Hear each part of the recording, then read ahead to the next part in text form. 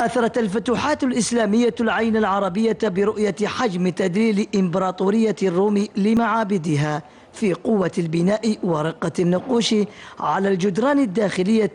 التأثير انتقل من مرحلة الدهشة وأصبح بصمة في الجوامع الإسلامية الكبرى يتصدرها المسجد النبوي. نظرا لوجود الكثير من النقوش والزخارف الإسلامية في المسجد النبوي، فيوجد لدينا العديد من البرامج لصيانة وتجديد هذه النقوش والزخارف الإسلامية، بعضها أسبوعي، بعضها سنوي، بعضها شهري، وبعضها نصف سنوي.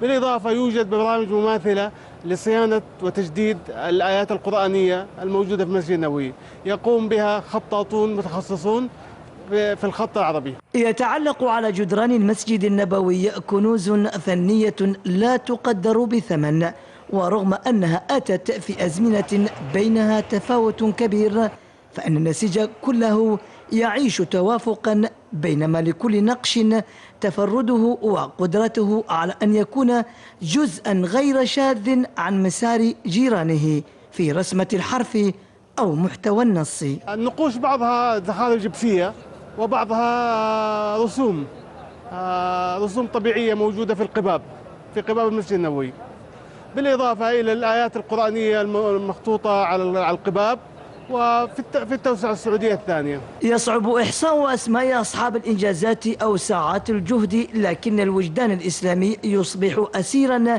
لفكرة بحجم أن يكون امتدادك بعد الموت خطك على جدر المسجد النبوي. كل نقش كان حلما لفنان كبير، كل زاوية تم تأسيسها بإخلاص. معظم النقوش تعود إلى قديمة جدا في الحرم القديم، وبعض الآيات أيضا قديمة جدا، والبعض القليل جديد في التوسعة السعودية الثانية. وحتى لا تصبح أطلالا مع مرور الزمن، فأن من يقوم بصيانتها وترميمها يمتلكون ذات الفن ذات الهاجس، ويجمعون الحرفة والمبرة معا. فجملة الموجود هنا هو إرث إسلامي يستحق العناية والتقدير. من المدينة المنورة، خميس الزهراني.